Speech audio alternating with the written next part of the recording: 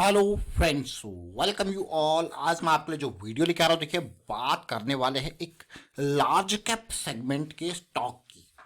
आप इस स्टॉक को देखिए और आपको बहुत सारी चीजें देखने को मिलेंगी, सीखने को मिलेंगी। क्या ये स्टॉक इन्वेस्टमेंट के लिए रेडी है? ऐसी गिरती हुई मार्केट में इस स्टॉक पे क्यों फोकस जा रहा है, क्यों नजर जा रहा है? क्या बड़ी रैली की तैयारी है? क्या टारगेट 20,000 प्लस का अचीव कर पाएगा? आपको हैरानी होगी, 20,000 प्लस का टारगेट और वो भी लार्ज कैप स्टॉक, तो रिस्क कितना है? बहुत सारे क्वेश्चंस आपके मन में जरूर होंगे। तो इस स्टॉक की जर्नी को समझेंगे और आगे बढ़ने से पहले मैं आपको बता दूं, अगर आपने अब तक चैनल को सब्सक्राइब नहीं किया तो जल्दी से सब्सक्राइब कर लें, बेल आइकन को प्रेस कर लें, जिससे आपको नोटिफिकेशन आती रहेगी। और प्राइस एक्शन के लिए आप ज्वाइन कर सकते हो मेंबरशिप ज्वाइन बटन पर क्लिक करके। जी हाँ, आज बात हो रही है मारुति सुजुकी इंडिया लिमिटेड की। मारुति का ये स्टॉक एक डेट फ्री कंपनी, एक उधार मुक्त कंपनी, जिसका मार्केट कैपिटलाइजेशन 2.5 लाख करोड़ के पार है। और आप देखते होंगे जनरली जो सेगमेंट मारुति ने कैप्चर कर रखा है उसकी पॉपुलेशन बहुत ज्यादा है, यानी कि मिडिल क्लास का जो पूरा सेगमेंट है वो मारुति ने कैप्चर किया हुआ है। अलग अलग तरीके के इसके आप देखोगे, अलग अलग मैं कहूँगा मॉडल्स इसके बिकते हैं। आप देखते होंगे मारुति की ऑल्टो बहुत ज़बरदस्त तरीके से और बहुत बड़े नंबर की सेल इसकी होती है। उसके अलावा आपने देखा होगा स्विफ्ट, आजकल की डेट में बलिनो। हाँ, थोड़ा अगर आप कंपेयर करो बाकी कंपनीज के साथ, जैसे कि टाटा बहुत ज़बरदस्त तरीके से कैप्चर करते जा रहा है मार्केट, लेकिन मारुति इस सेगमेंट में आप देखिए किस हिसाब से इसने जो मार्केट कैप्चर कर रखी है, वहाँ पे सेंध लगाना मुश्किल, काफ़ी मुश्किल मैं कहूँगा। हुंडई, अभी आपने देखा होगा किस तरीके से पाकिस्तान के जो मैं कहूँगा कश्मीर के मुद्दे पे हुंडई को घेरा गया, उसकी वजह से कस्टमर्स ऑलरेडी उससे नाराज हैं। जरूर सेल्स में इम्पैक्ट आपको देखने को मिलेंगे, लेकिन मारुति की अब देखिए जिस तरीके से रैली आती है तो न्यूज़ भी आपको देखने को मिलती है कि मारुति एक्सपेक्ट कर रही है कि उसका सेल मोमेंटम कंटिन्यू रहेगा, क्योंकि चिप सप्लाईज आने वाले टाइम पे आएंगी। तो इसका जो यूनिट्स आप खुद सोचिए, देखिए 2018-19 में 18 लाख यूनिट जो है मारुति ने बेची थी अप्रैल जनवरी वाले सीज जो है मैं कहूँगा क्वार्टर में। आपको यार ये तो बहुत ही ज़बरदस्त है और आने वाले टाइम पे ये बढ़ने के आसार है। बट हमारी रडार में मारुति का स्टॉक क्यों आया, आपके मन में क्वेश्चन जरूर होगा। तो ये मारुति का मंथली चार्ट है। अब आप समझ जाइए कि क्यों आया, आप समझ चुके होंगे। अब आप सोचिए 2012-11 के अराउंड जो करेक्शन मंथली पे चल रही थी, क्योंकि हम अभी लॉन्ग टर्म पर्सपेक्टिव से अगर बात करें तो जब ये करेक्शन रिजॉल्व हुई थी उसके बाद आप देखिए कि क्या ज़बरदस्त रैली इसमें देखने को मिली। मतलब मारुति का स्टॉक सीधे 1400 के लेवल से 10,000 के लेवल तक गया था इस करेक्शन के रिजोल्यूशन पे। एक बड़ी करेक्शन जो कि 2010 से लेकर 2014 यानी कि 4 साल चली थी।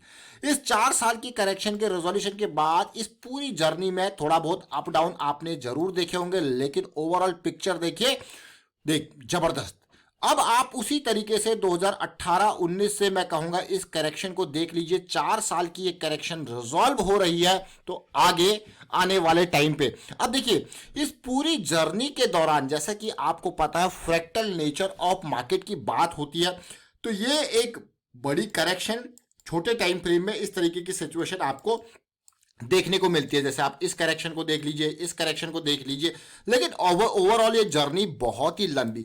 उसी तरीके से आप मारुति में पिछले 4 साल के करेक्शन को देख सकते हो। 2018 से 2022 तक ये करेक्शन, 21 तक मैं कहूँगा ये करेक्शन चला है, जो कि अब आपको ऑलरेडी ये 8,000 का लेवल रिजॉल्व होता हुआ दिख रहा है। तो यानी कि लो रिस्क की अपॉर्चुनिटी, लंबे वक्त की अपॉर्चुनिटी यहाँ पे मारुति में तैयार होते हुए बनते हुए दिख रही है। हाँ, इन बिटवीन उतार चढ़ाव में इस दौरान ये इस लेवल से लेके मैं कहूंगा इनिशियल टारगेट अगर शॉर्ट टर्म के हिसाब से 10,000 का लेवल, तो इस दौरान आपको छोटी मोटी करेक्शन, कंसोलिडेशन इन एरियाज में या काइंड ऑफ पुल बैक आपको देखने को मिल सकता है। लेकिन लॉन्ग टर्म पर्सपेक्टिव से आप देखोगे तो इसी तरीके का सिनेरियो जो कि 2013-14 में देखने को मिला था वो बनता हुआ दिख रहा है मारुति सुजुकी इंडिया लिमिटेड में। अब आप समझ गए होंगे कि स्टॉक के रडार में आने का कारण क्या है।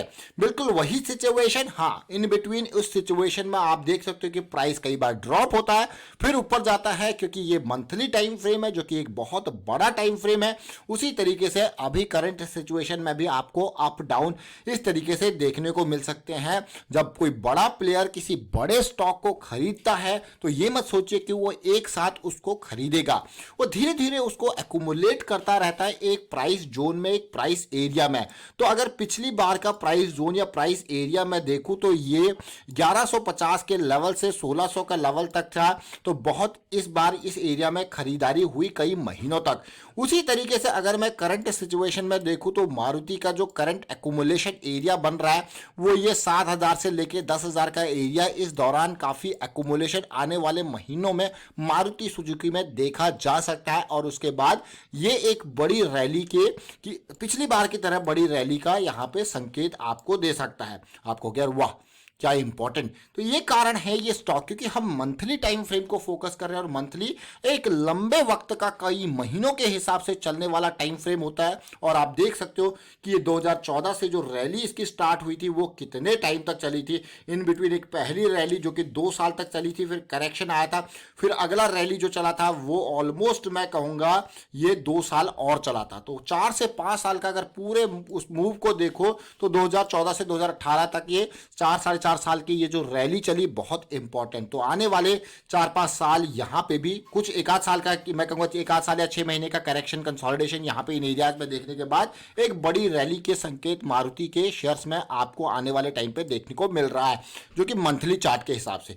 अब चलते हैं, देखिए आप अभी MACD को देख सकते हो, सेंटर लाइन से ऊपर आके कंसोलिडेट करके इसने अपना मूव स्टार्ट कर दिया है। और साथ के साथ मैं यहीं तक नहीं रुकूंगा, छोटे टाइम फ्रेम पे आपको लेके जाऊंगा जो कि हमारा वीकली टाइम फ्रेम होता है।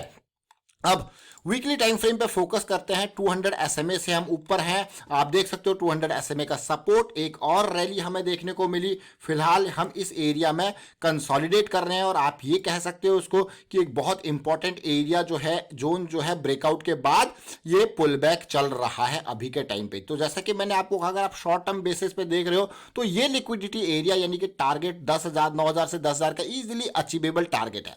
और लार्ज कैप स्टॉक की सबसे बढ़िया खासियत क्या होती है, आपको यहाँ पे जो अपॉर्चुनिटीज है वो अलग अलग तरीके की मिलती है। आपको मतलब कैश पे ही शामिल नहीं होना होता। आप अगर सिंपल इस एरिया को भी फोकस करें तो आप फ्यूचर्स के थ्रू, आप यहाँ पे ऑप्शंस के थ्रू अलग अलग तरीके से यहाँ पे इन्वेस्ट कर सकते हो, ट्रेड कर सकते हो। ये एक शॉर्ट टर्म पर्सपेक्टिव से भी आप सोच सकते हो, लॉन्ग टर्म पर्सपेक्टिव से सोच सकते हो। क्योंकि जब मंथली की जर्नी की बात हो रही है भाई, मंथली की जर्नी मान लो यहाँ से 10,000 से 20,000 तक का सफर यहाँ पे तय करने की कोशिश कर रहा है, तो इन बिटवीन आपको अपॉर्चुनिटीज कैसी मिलेंगी, चाहे वीकली पे हो चाहे डेली पे हो। ये फ्रैक्टल नेचर ऑफ मार्केट आपको देखने को मिलेगा, जिनका यूज करके आप लो रिस्क की अपॉर्चुनिटीज को ग्रैब कर सकते हो, क्योंकि आपको हायर टाइम फ्रेम का पाथ पता है। अब बात करते हैं रिस्क मैनेजमेंट की। तो चलिए, रिस्क मैनेजमेंट की जब बात आ ही गई है तो ये चीज़ बहुत ही इंपॉर्टेंट होती है कि रिस्क मैनेजमेंट आपका क्यों इंपॉर्टेंट है, क्योंकि आपको हमेशा बड़े लॉसेस से दूर रहना है। जैसे कि इसी सीरीज को आप देख सकते हो, जब भी मान लो आप इस एरिया में, आपने इस एरिया में बड़े लॉसेस को कैसे अवॉइड किया जा सकता है, और साथ के साथ प्राइस सेक्शन में जब आप बड़े लॉसेस को अवॉइड करते हो, हाई प्रोबेबिलिटी, हाई मोमेंटम और लो रिस्क की अपॉर्चुनिटी को ग्रैब करते हो, क्योंकि आपका जो मैं कहूंगा सिलेक्शन क्राइटेरिया है वहीं पे आप देख रहे हो लो रिस्क की अपॉर्चुनिटीज। तो सोचिए, रिस्क देखिए, आप लेने से पहले ही आपने जो पहला स्टॉक है, पहला जो मैं कहूंगा इंपॉर्टेंट पार्ट है अवॉइड, रिस्क को अवॉइड करना। देखिए, आपने बार बार सुना होगा रिस्क को पहले प्रिवेंट किया जाए, उसके बाद अगर चीजें घटित हो गई तो फिर उसको कैसे मिटिगेट किया जाए। तो इसीलिए रिस्क की जब प्लानिंग की बात आती है तो 2 शब्द आपको अक्सर देखने को मिलते हैं, सुनने को मिलते होंगे, मिटिगेशन एंड कंटिजेंसी प्लान। ये रिस्क प्लानिंग की बात होती है। हम बार बार हर वीडियो में ये बात आपके सामने जरूर रखते हैं कि रिस्क की प्लानिंग कैसे की जाए। रिस्क की टर्मिनोलॉजी की बात करते हैं, क्योंकि stock market investment are subject to market risk, इसीलिए रिस्क में आप देखिए। और एक इंपॉर्टेंट बात, अगर आपका स्टॉप लॉस जो भी आपने प्लान किया है, रिस्क बिल्कुल आपकी चीज़ें जो आपने प्लानिंग करी है एंट्री की, स्टॉप लॉस की, वो प्लान आपका कि भाई भागने वाला है वो फेल हो गया और आपका स्टॉप लॉस हिट हो गया, तो आपको उसका एक मैं कहूँगा रेट्रोस्पेक्शन जरूर करना है कि वाई दिस फेल्ड आगे, ताकि फ्यूचर में आप उस तरीके की सिचुएशन को अवॉइड कर पाए। इसलिए मॉनिटरिंग के लिए आप चीज़ों को लिखते रहें, नोट्स बनाते रहें कि क्यों ये फेल हुआ, उससे आपकी लर्निंग पे ही फायदा होता है। तो चलिए फिलहाल वाइंड अप करते हैं इस वीडियो को। हमने बात करी मारुति सुजुकी इंडिया लिमिटेड की और क्यों ये स्टॉक रडार में है लंबी अवधि के लिए, डेट फ्री स्टॉक। और आगे बढ़ने से पहले यहाँ पे वाइंड अप करते हैं एंड वीडियो को शेयर कीजिए, लाइक कीजिए। Thank you for watching the video.